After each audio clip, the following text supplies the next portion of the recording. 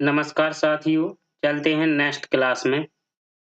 Next इस class का जो फर्स्ट क्वेश्चन है, देखते हैं हम। ये है आपकी 16वीं क्लास, जिसमें फिर से 100 क्वेश्चंस लाए हैं। मानव शरीर में कितनी मेरु तंत्रिकाएँ होती हैं? तो मानव शरीर में 31 जोड़ी मेरु तंत्रिकाएँ होती हैं। ऑप्शन नंबर ए इसका करेक्ट आंसर हो जाएगा। 12 जोड़ी कपाल तंत्रिकाएँ होती हैं। 12 जोड़ी क्या होती हैं? कपाल तंत्रिकाएँ भी होती हैं।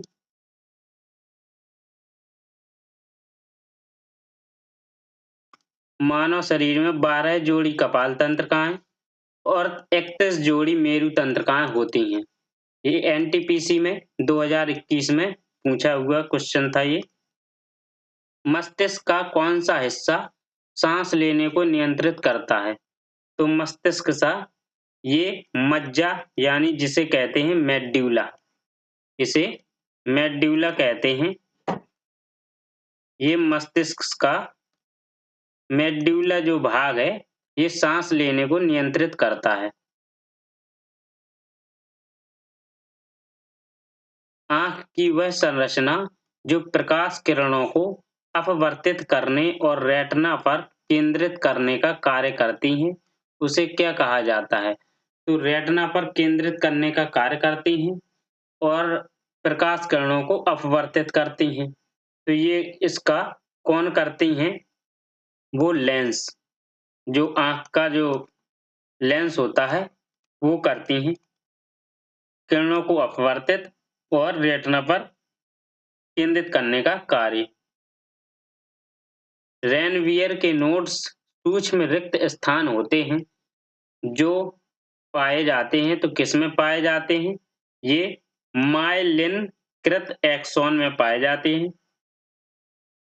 ऑप्शन नंबर ए इसका आंसर हो जाएगा, मायलिनकृत एक्सॉन। निम्नलिखित में से मानव मस्तिष्क का वह हिस्सा कौन-सा है, जिसमें विचारों का संग्रह होता है? तो जिसमें विचारों का संग्रह होता है, वह है आपका अग्र मस्तिष्क। जो मस्तिष्क का आगे का भाग होता है, उससे हम अपने विचार विचार प्रकट करते हैं, विचारों का संग्रह होता है। Option number D. मस्तिष्क का सोचने वाला मुख्य भाग होता है, तो मस्तिष्क का सोचने वाला मुख्य भाग कौन-सा होता है?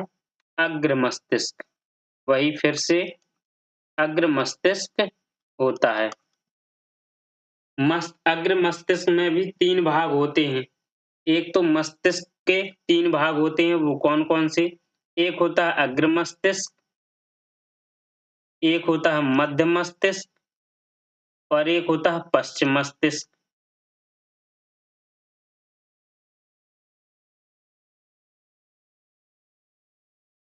अग्र मस्तिष्क, मध्य मस्तिष्क और पश्चिम मस्तिष्क। इसके भी 3 पार्ट होते हैं। 3 पार्ट होते हैं। एक होता है कौन-सा? तो घ्राण मस्तिष्क,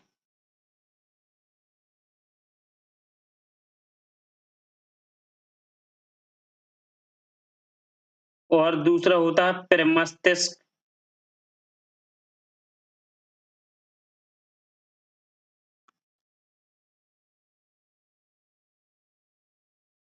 एक और तीसरा जो होता है अग्र मस्तिष्क का उपखंड जो होता है, उपखंड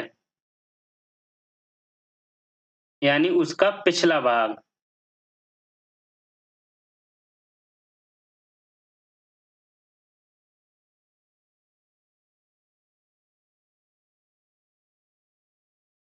अग्र मस्तिष्क का उपखंड। इनमें से कौन से अंग में मानव शरीर का थर्मोस्टेट यानी तापमापी निहित होता है? तो कौन सा अंग है? ये है हाइपोथैलेमस। हाइपोथैलेमस मानव शरीर का एक ऐसा अंग है, जिसमें तापमापी निहित होता है यानी थर्मोस्टेट निहित होता है। सूत्र युग्मन और ध्रुमास्म किससे संबंधित है? तो सूत्र युग्मन और ध्रुमास्म ये स्नायु कोशिका से संबंधित है। ऑप्शन नंबर डी इसका आंसर स्नायु कोशिका से संबंधित है। निम्नलिखित में से कौन ऐच्छिक क्रिया नहीं है? तो इसमें कौन सी ऐच्छिक क्रिया नहीं है? वो है हृदय की धड़कन, यानी हृदय का धड़कना ये ऐच्छिक क्रिया नहीं है। कुर्सी का घूमना ऐच्छिक क्रिया है। पहले बंद करना ऐच्छिक क्रिया, किसी वस्तु पर बात करना ऐच्छिक मतलब अपनी इच्छा के अनुसार क्रिया करना। हृदय का धड़कना ये अपनी इच्छा के अनुसार ये क्रिया नहीं है, यानी हृदय का धड़कना आंसर हो जाएगा। ईसीजी किसके द्वारा उत्पादित विद्युत बलों का महसूस करता है? तो ईसीजी किसके द्वारा? हृदय के द्वारा। ईसीजी हृदय द्वारा उत्पादित विद्युत बलों को महसूस करता है। जो उत्पादित यानी उत्पन्न होते हैं जो बल, तो उनके हृदय की गति को चेक करने के लिए ये किया जाता है ईसीजी का उपयोग। इनमें से कौन सा हृदय की समस्या का निदान करने में मदद करता है? तो हृदय की समस्या का निदान करने में मदद करता है वो ईसीजी ही करता है। ईसीजी ही करता है हृदय की मदद। ईसीजी का फुल फॉर्म क्या होता है? फुल फॉर्म ये होता है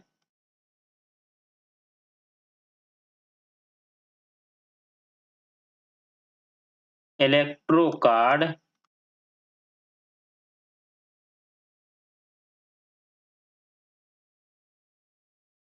इलेक्ट्रोकार्डियोग्राम। ईसीजी का फुल फॉर्म होता है इलेक्ट्रोकार्डियोग्राम। ईसीजी से शरीर के किस अंग की जांच की जाती है? तो ईसीजी से शरीर से किस अंग की जांच की जाती है? वो आपके हृदय की ही जांच की जाती है। Option number A. मनुष्यों में अनैच्छिक क्रियाएं जैसे कि रक्त दबाव, लार और उल्टी को इसके द्वारा नियंत्रित किया जाता है। तो अनैच्छिक क्रियाएं कौन सी हैं? तो मेड्यूला जो क्रिया है यानी मज्जा जैसे रक्त दबाव, लार, उल्टी को नियंत्रित करता है ये मेड्यूला।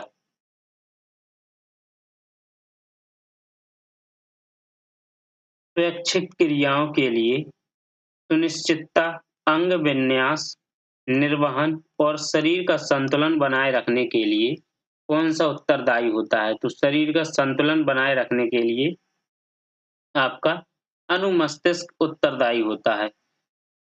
स्वैच्छिक कार्यों के लिए सुनिश्चितता प्रदान करता है, अंग विन्यास निर्वहन करता है और शरीर का संतुलन बनाए भी रखता है अनुमस्तिष्क।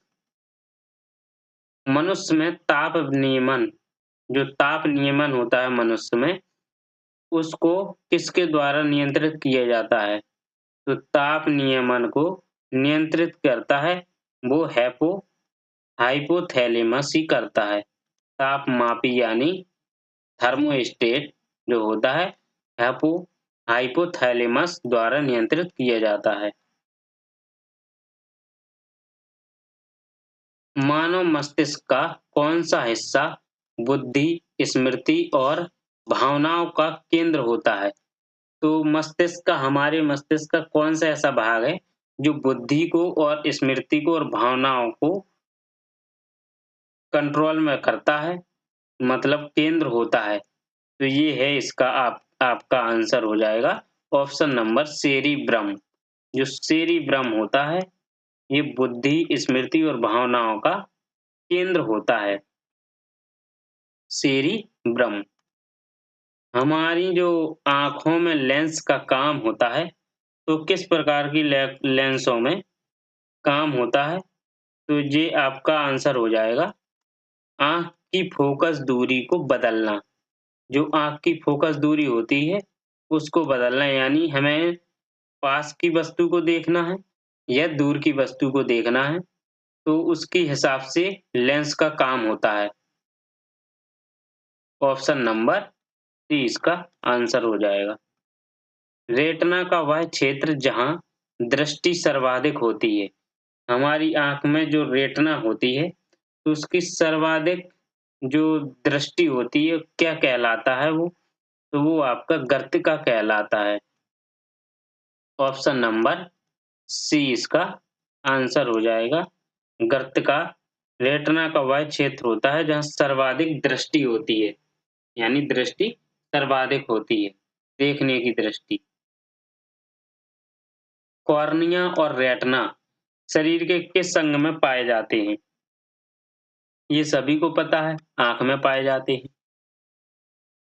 मानव की आँख निम्न में से किस सिद्धांत पर काम करती है? तो मानव की आँख प्रकाश के अपवर्तन पर काम करती है। जो प्रकाश का जो वो होता है प्रकाश, उसको अपवर्तन करता है। मानव की जो रेटिना ये आँख होती है, तो वो कॉर्निया ये प्रकाश को अपवर्तन के तौर पर ये बाहर करती है, आती है, बाहर जाती है। पास की और दूर की वस्तुओं को देखने के लिए मानव आँखों की अनुकूलन की विशेषता को क्या कहते हैं? पास की वस्तु और दूर की वस्तु को देखने के लिए, तो ये सामंजस्य कहते हैं। आँखों की अनुकूलन की विशेषता को सामंजस्य कहते हैं। कहते नहीं, हम उस सामंजस्य में पड़ गए थे, आप दूर से आ रहे थे, ऐसा लग रहा था जैसे हमारे पहचान का कोई है, यानी सामंजस्य में थे, कोई है हमारे निकट का। सामान्य आँख के लिए स्पष्ट दृष्टि की न्यूनतम दूरी है, तो हमारी आँख के लिए स्पष्ट दृष्टि मतलब देखने की स्पष्टता होनी चाहिए, न्यूनतम दूरी, तो वो कितनी होनी चाहिए? वो 25 सेंटीमीटर। ऑप्शन नंबर सी इसका करेक्ट हो जाएगा। 25 सेंटीमीटर था। जब कोई व्यक्ति केवल नजदीक होने वाली वस्तुओं को ही देख पाए, जब कोई व्यक्ति है जैसे अगर नजदीक वाली वस्तुओं को देख पाए और दूर की वस्तुओं को ना देख पाए, तो इस स्थिति को क्या कहा जाता है? यानी उसे कोई ना कोई बीमारी है, तो वो उसे निकट दृष्टि दोष है। क्या है? यदि वह नजदीक की वस्तुओं को देख पाए, तो निकट दृष्टि दोष है, और यदि वह दूर की वस्तुओं को देख पाए, तो उसे दूरदृष्टि का दोष है। निम्नलिखित में से कौन-सा आँख का विकार है? तो आँख का विकार कौन-सा है? तो आपका निकट दृष्टि दोष। कौन-सा आँख का विकार है? तो निकट दृष्टि दोष। नेत्र गोलक को नियंत्रित करने के लिए कितनी मांसपेशियों का इस्तेमाल किया जाता है? तो हमें नेत्र गोलक को नियंत्रित करना है। आँख का जो नेत्र गोलक होता है, नियंत्रित करने के लिए हमें 6 मांसपेशियों का इस्तेमाल किया जाता है। वो हैं आपकी 6 मांसपेशी, सीधी मांसपेशियों में, जो इनमें 4 सीधी होती हैं और 2 तिरछी मांसपेशियाँ होती हैं, यानी 6 मांसपेशियाँ होती हैं। सीधी मांसपेशियाँ जो होती हैं, जैसे मेडियल रेक्टस जो होता है, medial rectus, lateral rectus, superior rectus और इंफीरियर रेक्टस होते हैं। और जो तिरछी जो मांसपेशी है होती हैं 2, वो होती हैं सुपीरियर ऑब्लिक पेशी और इंफीरियर ऑब्लिक पेशी। एक मानव मस्तिष्क का वजन कितना होता है? हमारे मस्तिष्क का वजन कितना होता है? Important questions. तो हमारे मानव का मस्तिष्क का वजन शरीर के कुल वजन का लगभग 2% होता है। ऑप्शन नंबर ए इसका आंसर हो जाएगा। हमारे जैसे शरीर का वजन होता है जैसे माना कि 10 केजी है, तो उसके वजन के हिसाब से 2% मानव मस्तिष्क का वजन होता है। निम्नलिखित में से कौन-सा सत्य है? कौन-सा इसमें से सत्य है? रेटिना पर बनने वाला प्रतिबिंब उल्टा होता है। लिखो, यही सत्य हो गया, क्योंकि रेटिना पर जो प्रतिबिंब बनता है, वो उल्टा ही बनता है। जो हमारी आँख में रेटिना होती है, सामने से जैसे ही प्रकाश स्तंभ आता है, तो उसका प्रतिबिंब उल्टा बनता है, प्रकाश जब रेटिना पर पड़ता है। निम्नलिखित में से कौन-सा अनुमस्तिष्क के बारे में सही नहीं है? तो अनुमस्तिष्क के बारे में कौन-सा सही नहीं है? वो है आपका, यह पश्च मस्तिष्क का एक भाग होता है। नहीं, ये मस्तिष्क के पश्च क्षेत्र में स्थित होता है। यह मस्तिष्क का काफ़ी छोटा भाग, लगभग 25% है। यह मस्तिष्क का काफ़ी छोटा भाग है। ये आपके बारे में सही नहीं है। ये मस्तिष्क का काफ़ी छोटा भाग है, लगभग 25%, इसमें तो अनुमानित नहीं है। तो अनुमस्तिष्क के बारे में ये सही नहीं है और सब सही है। पश्च मस्तिष्क का एक भाग होता है, ये सही है। मस्तिष्क के पश्च क्षेत्र में स्थित होता है, ये सही है। इसमें 3 भाग होते हैं, 2 पार्श्व अनुमस्तिष्कीय गोलार्ध और 1 केंद्रीय वर्मिक्स, ये भी सही है। मानव मस्तिष्क में ध्वनि का संवेदन कितनी देर तक बना रहता है? तो मानव मस्तिष्क में ध्वनि का संवेदन 0.1 सेकंड तक रहता है। 0.1 सेकंड तक बना रहता है ध्वनि का संवेदन। मैंने अपने हाथ को आग से वापस खींच लिया। मैंने अपने हाथ को आग से वापस खींच लिया। इस तरह की कार्रवाई के लिए कौन-सा अंग जिम्मेदार है? तो कौन-सा अंग जिम्मेदार होगा? मेरुदंड होगा। जो मेरुदंड होता है, जो इस प्रकार की कार्रवाई के लिए हमारा मेरुदंड ही जिम्मेदार होगा। मस्तिष्क भी शरीर का समन्वयन केंद्र है। तो मस्तिष्क भी शरीर का समन्वयन केंद्र है, वह मुख है। कौन है? मुख समन्वयन केंद्र है, ऑप्शन नंबर ए। शरीर का जो समन्वयन केंद्र है, वो मुख है। निम्न में से कौन-सा वर्ण दर्शन से संबंधित है? तो वर्ण दर्शन से संबंधित कौन-सा है? तो वो है आपका शंकु कोशिकाएँ। शंकु कोशिकाएँ वर्ण दर्शन से संबंधित हैं। मानव मस्तिष्क का ग्राम में वजन कितना होता है? मानव मस्तिष्क का वजन अभी पूछा था, तो वो वजन के हिसाब से 2% होता है। अभी हमने आपको बताया था कि मानव मस्तिष्क का वजन कितना होता है, तो शरीर के कुल वजन का 2% होता है। और इसमें कहा उसने कि ग्राम में वजन कितना होता है, तो आपका ग्राम में वजन 1200 से 14 होता है। कितना? ऑप्शन नंबर इसका सी आंसर हो जाएगा, 1200 से 14 ग्राम। अनुमस्तिष्क से संबंधित है, तो अनुमस्तिष्क से क्या संबंधित है? तो अनुमस्तिष्क से आपका मांसपेशियों के घुमाव व नियंत्रण, ये संबंधित हैं अनुमस्तिष्क से। ऑप्शन नंबर डी इसका आंसर हो जाएगा, अनुमस्तिष्क। आँखों को लेंस की फोकस लंबाई आँखों को लेंस की फोकस लंबाई समायोजित करने में मदद करता है। तो कौन करता है? वो आपका सिलियरी बॉडी, जो सिलियरी बॉडी होती है, वह आपका आँखों को लेंस की फोकस दूरी या फोकस लंबाई समायोजित करने में, आँखों में जो पूरा उतारने में मदद करता है, तो सिलियरी बॉडी करता है। ऊतक न्यूरॉन्स से बना होता है, यानी तंत्रिका तंत्र से बना होता है, जो आवेग प्राप्त करते हैं और संचालन करते हैं। तो वो नर्वस होते हैं। क्या होते हैं? नर्वस ऊतक न्यूरॉन्स से बना होता है। नर्वस ऊतक न्यूरॉन्स से बना होता है, जो आवेग प्राप्त करता है और संचालन करता है। इनमें से कौन-सी एक तंत्रिका कोशिका है? तो तंत्रिका कोशिका इनमें से ये है न्यूरॉन तंत्रिका कोशिका। Option number A. तंत्र का आवेग की प्रकृति होती है, तो तंत्र का आवेग की प्रकृति कौन सी होती है? विद्युतीय होती है। तंत्र का आवेग की प्रकृति एक विद्युतीय होती है। Option number A. नेत्र में प्रवेश करने वाले प्रकाश की मात्रा को किसके द्वारा नियंत्रित किया जाता है?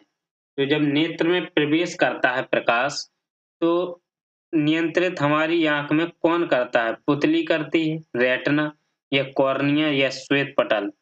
तो कौन करता है?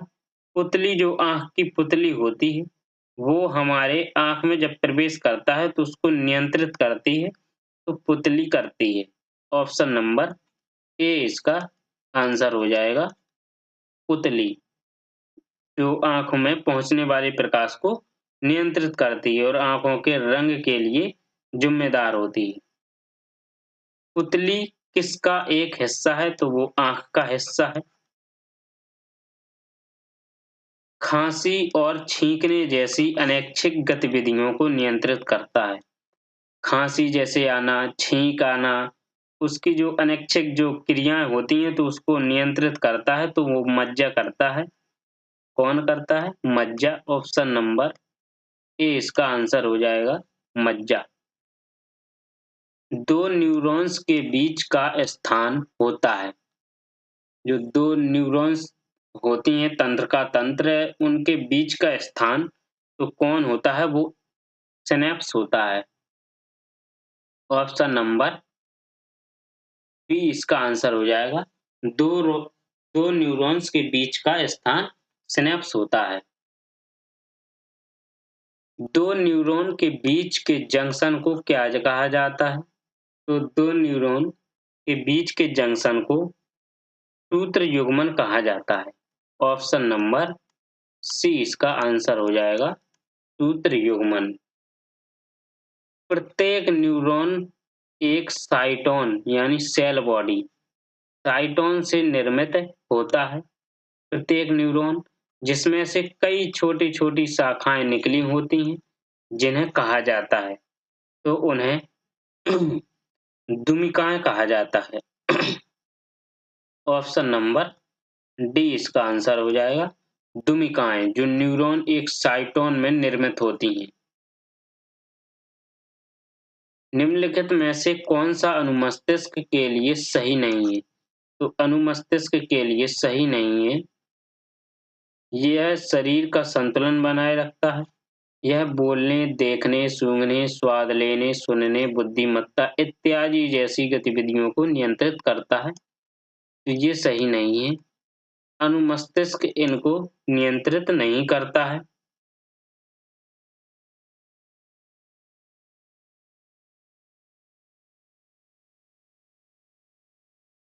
मानव नेत्र के रेटिना पर बना प्रतिबिंब होता है। तो मानव जो रेटिना पर जो प्रतिबिंब बना होता है मानव की रेटिना पर, तो वो आपका आंसर हो जाएगा वास्तविक और उल्टा। मानव की रेटिना पर वास्तविक और उल्टा प्रतिबिंब बनता है। अभी क्वेश्चन आया था कि रेटिना पर कैसा प्रतिबिंब बनता है, तो उल्टा बनता है। अब इसमें देखना काल्पनिक या वास्तविक, तो रेटिना पर वास्तविक प्रतिबिंब बनता है। एक द्वारक है जो आँख में प्रवेश के मार्ग को नियंत्रित करता है। जब आँख में प्रकाश प्रवेश करता है तो उसके मार्ग को नियंत्रित करता है। किस द्वारक से? तो वो पुतली है। पुतली एक द्वारक है जो आँख में प्रकाश के मार्ग को नियंत्रित करती है। निम्नलिखित में से कौन-सा प्रमस्तिष्क के बारे में सही नहीं है? तो प्रमस्तिष्क के बारे में आपका सही आंसर नहीं है, वो है डी। ग्रुप डी के लिए इम्पोर्टेंट क्वेश्चन है ये। कि प्रमस्तिष्क के बारे में सही नहीं है। प्रमस्तिष्क मांसपेशियों की गतिविधि का समन्वय करता है, ये गलत है। मस्तिष्क का अग्र भाग होता है जो अग्र, शीर्ष और पार्श्व भाग बनाता है, वो प्रमस्तिष्क। यह मस्तिष्क का सबसे बड़ा भाग लगभग 80% है, ये सही है। इसमें 2 भाग होते हैं जिन्हें प्रमस्तिष्क गोलार्ध कहा जाता है, ये सही है। तो आज इसका आंसर हो जाएगा ऑप्शन नंबर डी। निम्नलिखित में से किन गतिविधियों में स्वैच्छिक मांसपेशियां कार्यान्वित होती हैं? तो स्वैच्छिक मांसपेशियां कार्यान्वित होती हैं, ये ए और डी। मांसपेशियां मेंढक का कूदना, स्वैच्छिक मांसपेशियां कार्यान्वित होती हैं। हाथ से लिखना ये स्वैच्छिक है, मांसपेशियां कार्यान्वित होती हैं। पिन्ना किसका बाह्य भाग है? तो पिन्ना किसका बाह्य भाग है? कान का। कान का भाग है ये पिन्ना, बाह्य भाग होता है।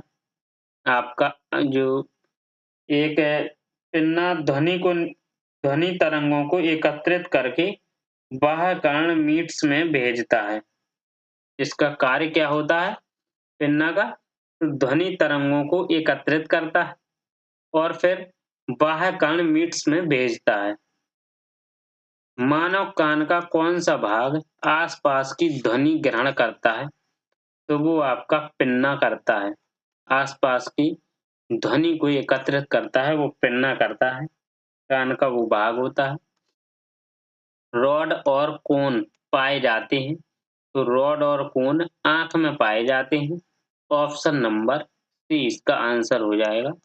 रेटिना नेत्र की सबसे भीतरी परत होती है, जिसमें 2 प्रकार की संवेदी कोशिकाएं होती हैं। एक होती है रॉड और एक होती है कोन। तो रॉड ये छाया अथवा अंधकार में देखने के लिए संवेदी कोशिका है और कोन ये तेज प्रकाश में और रंगों को भेद करने में संवेदी कोशिकाएं होती हैं।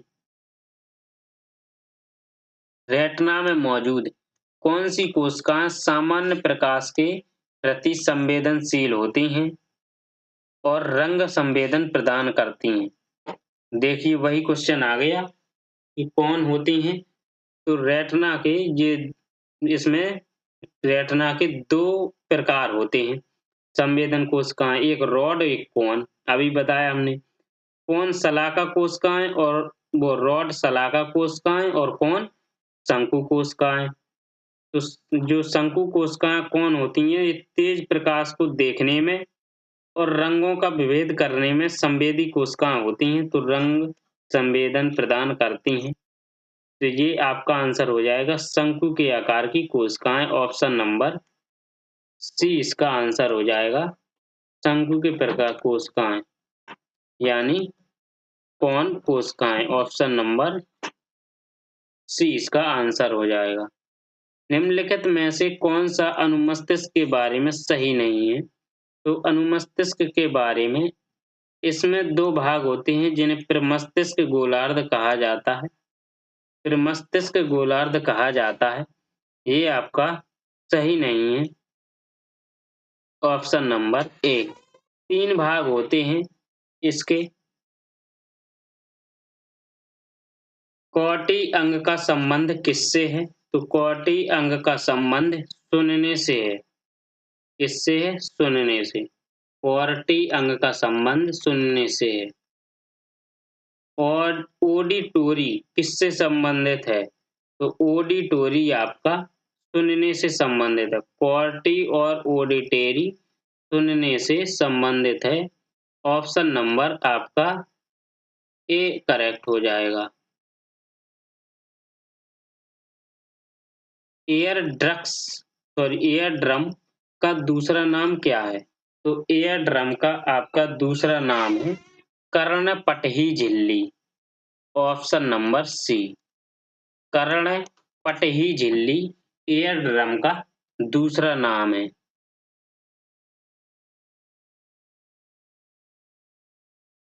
कान का कौन सा भाग ध्वनि कंपनों को विद्युत संकेतों में बदलता है। तो कान का ऐसा कौन-सा भाग है जो ध्वनि जो होती है उसके कंपनों को विद्युत संकेतों में बदलता है, वो कॉल कॉक्लिया होता है। कौन? कॉक्लिया। ऑप्शन नंबर ए इसका आंसर हो जाएगा। मानव कान के किस भाग में प्राप्त ध्वनि के अनुसार कंपन होता है? किस भाग में प्राप्त ध्वनि के अनुसार ही कंपन होता है? तो वो आपका हो जाएगा कर्णपटही झिल्ली। कर्णपटही झिल्ली जो होती है आपकी, ये ध्वनि कंपनों को विद्युत संकेतों में बदलता है, यानी प्राप्त ध्वनि के अनुसार ही कंपन होता है।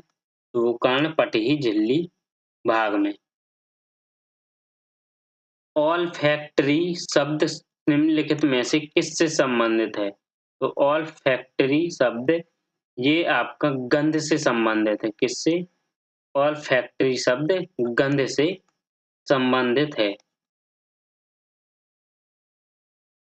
एक न्यूरॉन की कोशिका रखना को क्या कहा जाता है? कोशिका रखना को क्या कहा जाता है?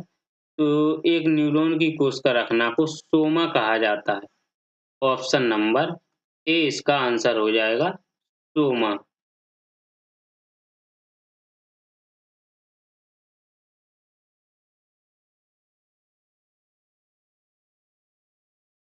रेखित और अरेखित पेशी कोशिकाओं में क्या अंतर होता है?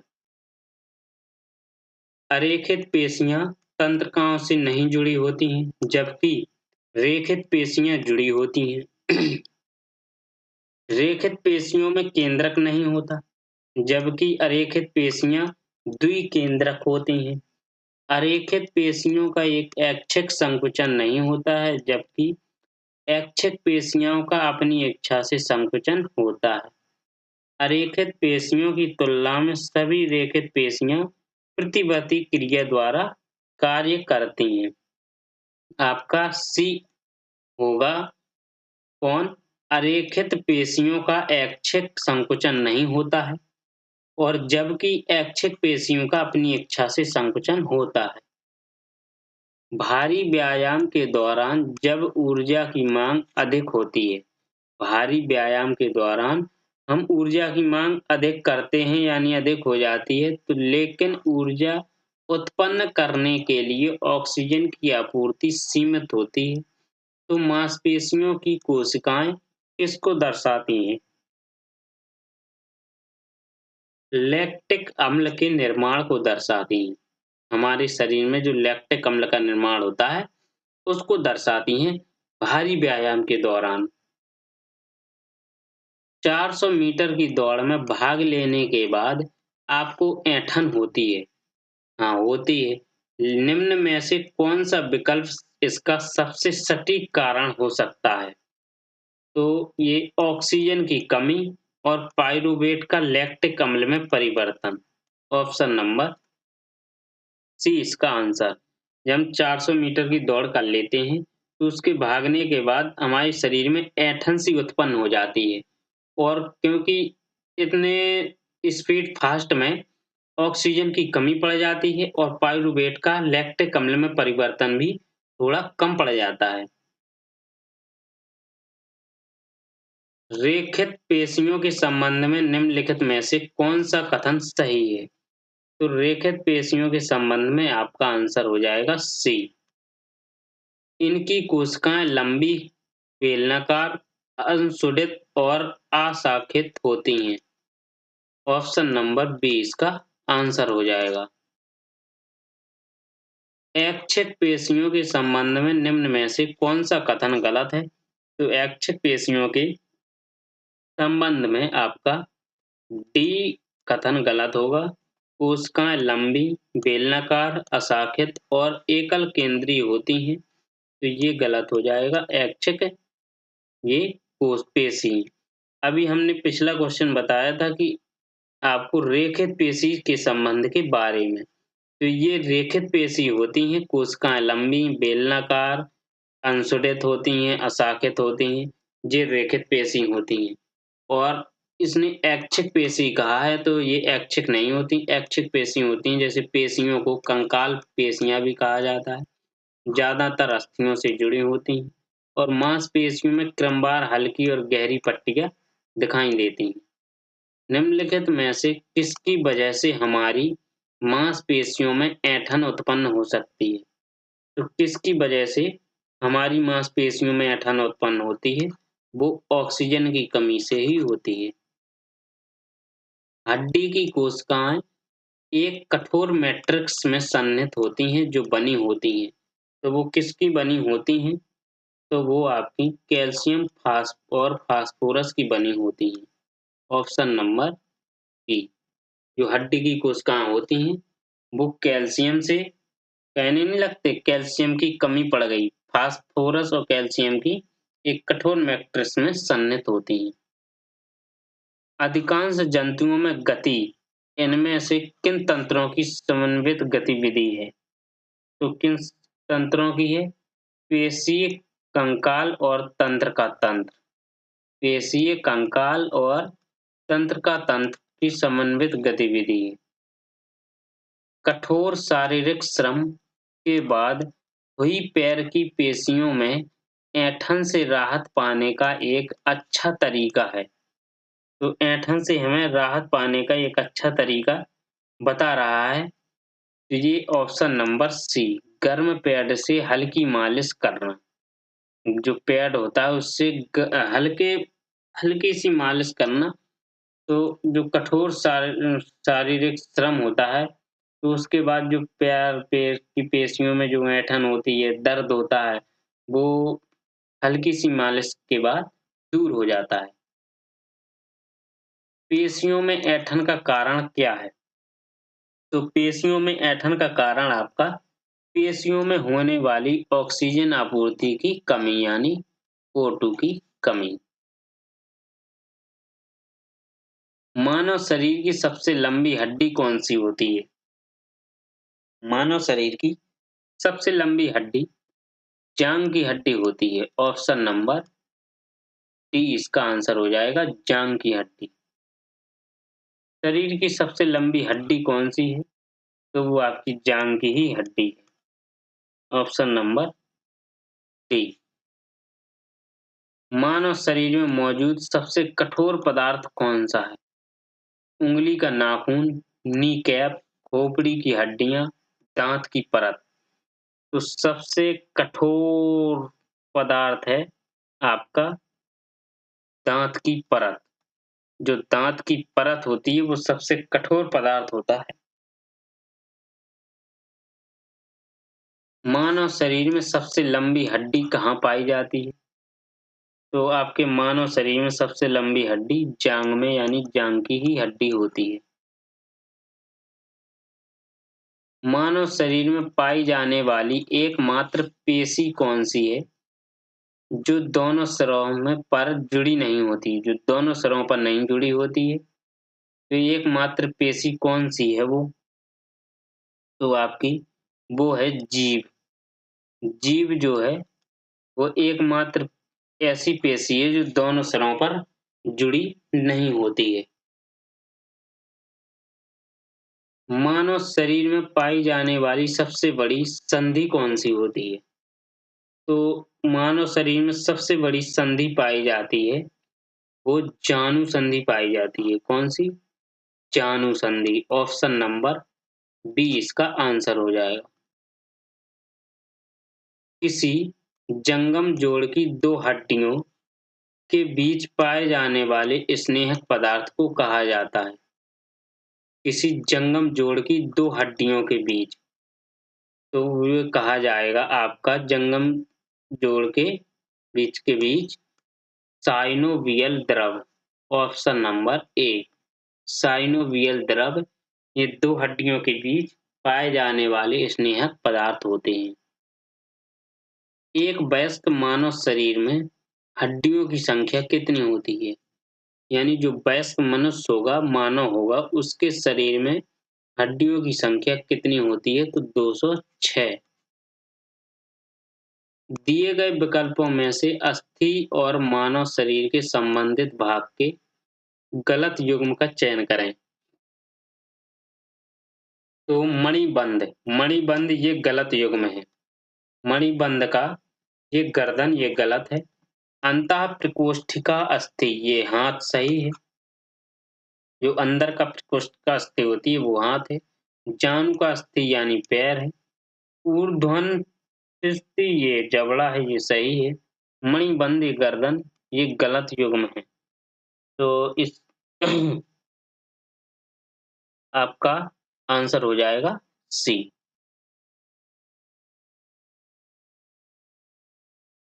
मानव शरीर की सबसे छोटी हड्डी कौन सी होती है?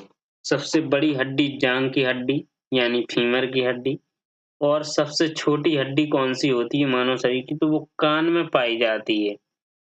जो कान में पाई जाती है उसे कहा जाता है स्टेपीज की हड्डी। Option number D. मानव शरीर की सबसे छोटी हड्डी होती है तो वो स्टेपेज अस्थि होती है। Option number C. मानव शरीर के किस भाग में सबसे छोटी हड्डी होती है? तो वो कान में होती है। किसमें? कान में पाई जाती है। Option number C. मानव शरीर में सबसे छोटी हड्डी कौन सी है? तो स्टेपीज। Option number C. मानव शरीर में 29 हड्डियां होती हैं। इनमें से कौन सा वर्गीकरण सही है? तो मानव के सिर में 29 हड्डियां होती हैं। तो 8 हो गई माथे की, 14 चेहरे की, 4 कान की, कंठस्थी 3। इसमें ऐसे-ऐसे बता रहा है। 8 माथे की हो गई, ये 14 चेहरे की, कान की 6 हो गई और कंठस्थास्थि की 1। तो मानव सिर में जो मानव होता है उसके सिर में 29 हड्डियां होती हैं। इनमें से कौन सा वर्णक सही है? 8 माथे में होती हैं और 14 चेहरे पर, 6 कान पर और 1 कंठिकास्थ। इनमें से कौन सा सूक्ष्म पोषक तत्व थायराइड ग्रंथि के सामान्य संचालन हेतु आवश्यक है? तो थायराइड ग्रंथि के सामान्य संचालन हेतु आवश्यक है तो वो है आपका आयोडीन। ऑप्शन नंबर ए इसका आंसर हो जाएगा आयोडीन। नवजात बच्चे के शरीर में लगभग कितनी हड्डियां होती हैं? एक वयस्क मनुष्य में होती हैं 206 हड्डी और जब नवजात शिशु हो तो उसके शरीर में होती हैं 300 हड्डियां। लगभग 300 हड्डियां। Option number B. मानव शरीर का कौन सा अंग इलियस श्रोणि खंड और जगनास्थि के मेल से बनता है? तो कौन सा अंग है जो इलियस श्रोणि खंड और जगनास्थि के अंग से बनता है? तो वो है नितंब अस्थि। नितंब अस्थि। ऑप्शन नंबर डी इसका आंसर हो जाएगा नितंब अस्थि। मनुष्य में बौनेपन के लिए निम्नलिखित में से क्या उत्तरदायी होता है? तो मनुष्य में बौनेपन के लिए उत्तरदायी होता है आपका पीयूष ग्रंथि। जो पीयूष ग्रंथि होती है वो मनुष्य के शरीर की बौनेपन का ही कारण बनती है। पीयूष ग्रंथि इस हार्मोन के बिना मांसपेशियों का जो गठन और हड्डियों का जो घनत्व होता है तो बढ़ना मुश्किल हो जाता है, जो बौनेपन का द्योतक है। निम्न में से कौन सा कशेरुकी वर्ग का नहीं है? तो इनमें से कौन सा कशेरुकी वर्ग का नहीं है? तो वो है आपका कशेरुकी वर्ग का नहीं है एनेलिडा। कशेरुकी वर्ग का नहीं है तो एनेलिडा नहीं है। ऑप्शन नंबर ए इसका सही हो जाएगा। मनुष्य में जो मांसपेशियों में को जो हड्डियों से जोड़ने वाला ऊतक कहलाता है। मांसपेशियों को हड्डियों से जोड़ने वाला जो ऊतक कहलाता है मनुष्यों में तो वो कंडरा कहलाता है। Option number A कंडरा। दो अस्थियां एक दूसरे से किसी अन्य संयोजी ऊतक द्वारा जुड़ी हो सकती हैं। दो अस्थियां एक दूसरे से किसी अन्य संयोजी ऊतक द्वारा जुड़ी होती हैं जिसे कहा जाता है। तो जिसे कहा जाता है वो है आपका स्नायु, यानी स्नायु कहा जाता है। ऑप्शन नंबर ए इसका आंसर हो जाएगा। किस मांसपेशियों को हड्डियों से जोड़ता है? ये कौन है जो पेशियों को हड्डियों से जोड़ता है? तो वो है आपका कंडरा। कंडरा हड्डियों को पेशियों से जोड़ता है, यानी मांसपेशियों से जोड़ता है कंडरा। एक कंडरा किससे बनाया जाता है? तो एक कंडरा जो होता है आपका, वो किससे बनाया जाता है? केवल कोलेजन फाइबर से।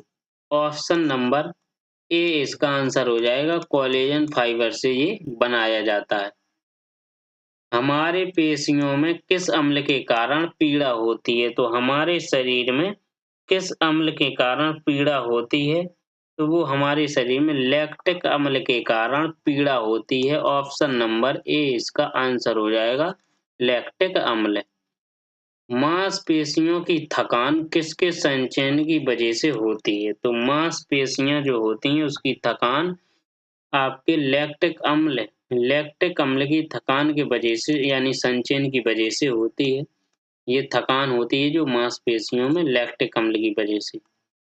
एक औसत वयस्क मनुष्य के कंकाल में हड्डियों की कुल संख्या कितनी होती है? तो वयस्क मनुष्य के कंकाल में हड्डियों की संख्या कितनी होती है? 206 होती है। में किसमें प्रचुर मात्रा में सफेद फाइबर पाए जाते हैं? तो किसमें प्रचुर मात्रा में सफेद फाइबर पाए जाते हैं? वो स्राव में। स्राव में सफेद फाइबर पाए जाते हैं। ऑप्शन नंबर बी इसका आंसर हो जाएगा।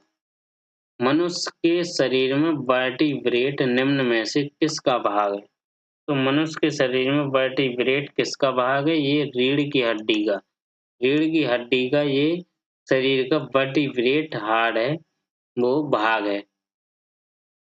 मानव शिशु के भी शरीर में कितनी हड्डियां होती हैं? तो जो मानव शिशु होता है तो उसके शरीर में 270 हड्डियां होती हैं। ऑप्शन नंबर सी इसका आंसर हो जाएगा, 270।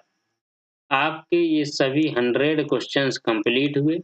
जिन्होंने अभी तक सब्सक्राइब नहीं किया है वो सब्सक्राइब कर लें और क्लास को लाइक करें और अपने दोस्तों को शेयर भी करें, ताकि जो इस क्लास से जो आपके मित्र जो वंचित हैं वो क्लास अटेंड कर सकें। ओके, तो क्लास को डेली लेते रहिएगा। इस चैनल पर बहुत से आपको इम्पोर्टेंट क्वेश्चंस और थ्योरी मिलेगी। चलते हैं, हम मिलते हैं फिर अगली नेक्स्ट क्लास में। ओके।